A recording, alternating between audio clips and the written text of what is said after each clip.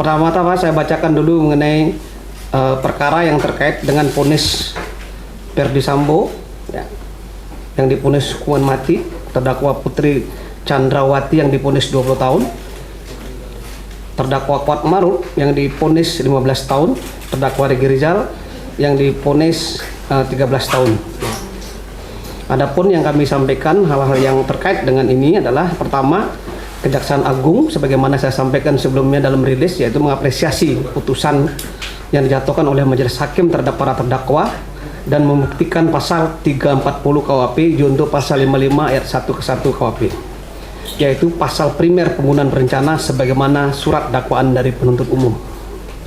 Yang kedua, bahwa seluruh fakta hukum dan pertimbangan hukum yang disampaikan dalam surat tuntutan penuntut umum telah diakomodir dalam surat putusan Pengadilan Negeri Jakarta Selatan. Yang ketiga, penuntut umum berhasil meyakinkan majelis hakim untuk membuktikan pasal primer dalam perkara aku. Terhadap perkara tersebut, penuntut umum menyatakan sikap, yaitu untuk mempelajari lebih lanjut perkara tersebut, menunggu upaya hukum yang dilakukan oleh terdakwa dan penasihat hukumnya. Untuk yang Richard Eliezer nanti akan disampaikan oleh Bapak Jamitum. Silakan Bapak.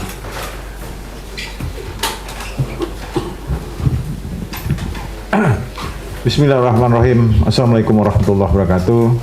Selamat siang dan salam sejahtera untuk semua. Om Swastiastu, Namo Buddhaya, salam kebajikan. Yang saya hormati Kapuspen Kejaksaan Republik Indonesia, Pak Ketut Sumedana, kawan-kawan media cetak, elektronik ataupun melalui online yang saya hormati, saya banggakan. Yang pertama, saya mengajak kawan-kawan semua memanjatkan puji syukur pada Allah Subhanahu wa taala. Kita masih diberikan Allah kesehatan pada hari ini sehingga saya dapat bertemu saudara-saudara sekalian dalam hal memberi penjelasan kepada masyarakat. Penjelasan ini kami pandang perlu karena dari kemarin saya mendapat banyak WA, telepon, mohon maaf saya belum merespon karena saya ingin memberikan informasi yang lebih lengkap, komprehensif kepada saudara-saudara semua dalam rangka memberi jawaban terhadap seluruh pertanyaan yang mudah-mudahan tidak banyak pertanyaan lagi karena saya juga banyak kegiatan lain ya, sehingga mohon maaf apabila tidak bisa memenuhi undangan dari media. Tapi yang terpenting Kapuspen saya ini sangat aktif ya, dan sangat aktif saya melihat dari penjelasan-penjelasan sudah mewakili lembaga Kejaksaan Republik Indonesia terkait vonis ya Richard Eliezer Pudihang Lumiu.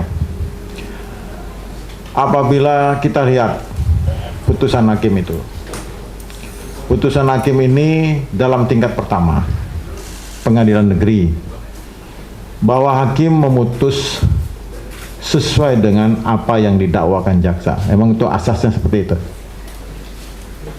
Hakim memutus sesuai yang didakwakan jaksa. Itu pasal 340.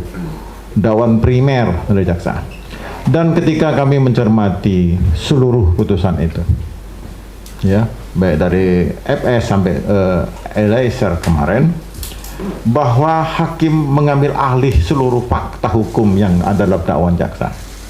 Di samping dakwaan primer dibuktikan sesuai dakwaan jaksa, juga seluruh pertimbangan hukum itu diambil alih oleh hakim. Pertimbangan hukum yang dibangun oleh hakim tidak terlepas dari requisitur yang diajukan jaksa maupun replik yang disampaikan jaksa. Itu semua diambil alih. Dan kami menilai seperti itu. Ketika hakim berbeda menjatuhkan tuntutan dari tuntutan pidana dalam praktek hukum, karena kita sama-sama praktisi, itu hal yang wajar ya. Bisa hakim menaikkan, bisa hakim menurunkan, namun hakim tetap berpegang kepada alat bukti dan jaksa telah berhasil meyakinkan hakim sehingga hakim sepakat. Lalu tentang tinggi rendahnya itu adalah keyakinan hakim. Kawan-kawan semua yang saya hormati, terkait dengan putusan terhadap Richard Eliezer Pudihang Lumiu, Kejaksaan Agung Republik Indonesia melalui pemikiran yang mendalam dari mulai jaksa penuntut umum sampai kepada pimpinan Kejaksaan Republik Indonesia mengambil sikap ini penting, bahwa dalam proses pemberian keadilan itu harus diberikan dengan pertimbangan-pertimbangan hukum yang kuat. Saya melihat bahwa hakim menjatuhkan 1 tahun 6 bulan tentu dengan pertimbangan hukum yang cukup kuat juga. Namun sisi kami banding atau tidak banding, ini saya beri penjelasan pada saudara-saudara sekalian. Di pasal 234 KUHP bab 17 KUHP disebutkan penuntut umum ataupun terdakwa berhak untuk mengajukan upaya hukum. Dijelas di situ disebutkan. Artinya putusan hakim bisa tidak diterima oleh terdakwa, bisa tidak diterima oleh jaksa. Karena dalam menilai satu putusan itu punya sisi masing-masing. Terdakwa bisa tidak puas, dia banding, jaksa bisa banding. Berapa hal pertimbangan yang perlu saya sampaikan kepada kawan-kawan semua menyangkut sikap Kejaksaan Agung Republik Indonesia. Apakah banding atau tidak? Yang pertama, kami melihat bahwa pihak keluarga korban ini Ibu Yosua dan Bapak Yosua dan kerabatnya. Saya melihat perkembangan dari mulai proses persidangan sampai akhir kemarin putusan Richard Eliezer Pudihang Lumiu. Satu sikap yang memaafkan berdasarkan keikhlasan. Dalam hukum manapun, hukum nasional kita maupun hukum agama, termasuk hukum adat, kata maaf itu adalah yang tertinggi dalam putusan hukum.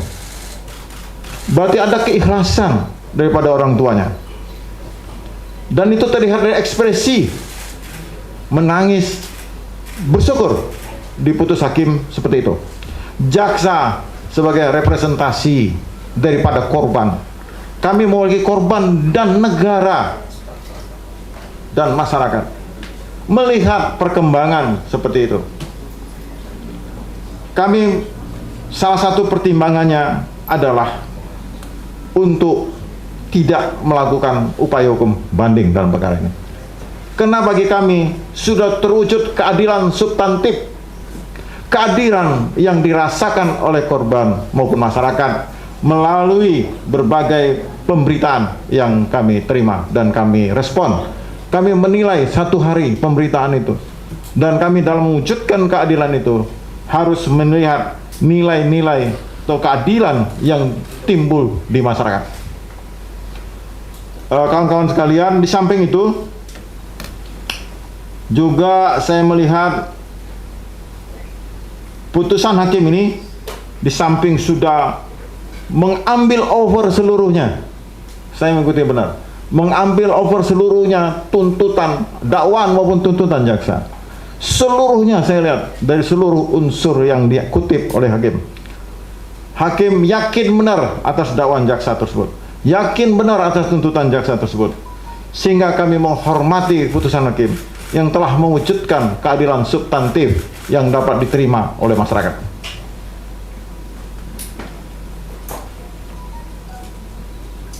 Bahwa saudara Richard Eliezer Pudihang Lumiu yang telah berterus terang, ya, kooperatif dari awal, itu merupakan contoh bagi para pelaku penegak hukum yang mau membongkar suatu peristiwa pidana. Jadi bahan pertimbangan juga bagi Kejaksaan Agung untuk tidak menyatakan banding dalam perkara ini.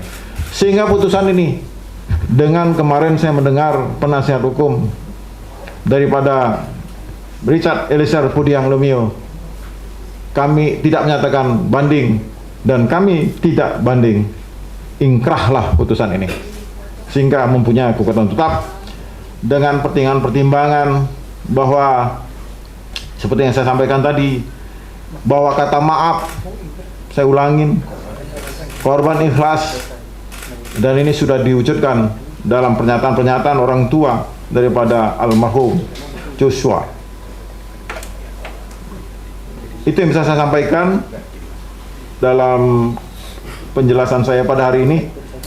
Mudah-mudahan dapat diterima oleh semuanya, karena dalam mewujudkan keadilan itu memang sudut pandang yang berbeda itu hal yang biasa. Tetapi ketika masyarakat, ketika korban telah menerima, itu sudah lebih dari cukup untuk hal perwujudan keadilan substantif tadi. Demikian kawan-kawan, billahi taufik wal hidayah. Assalamualaikum warahmatullahi wabarakatuh. Jangan lupa follow, like, dan subscribe sosial media Tribun Jateng.